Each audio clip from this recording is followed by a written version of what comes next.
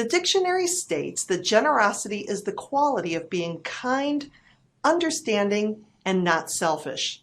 So let's use this definition to look at 3 ways that you can increase employee engagement by being more generous of spirit in your organization.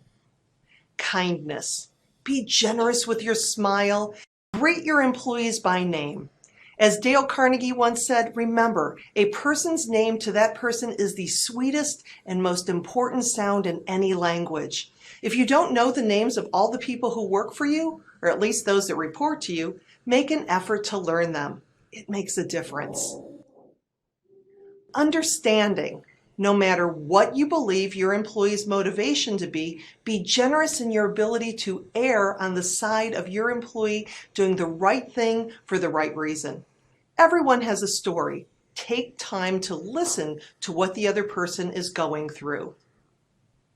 And be unselfish. Selflessness includes the giving of your time and knowledge to both staff members and clients.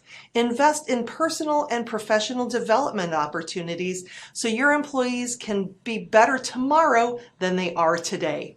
Be generous in giving credit to your staff for a job well done, and consciously catch your employees doing things right and acknowledge the good of the details they do in your organization.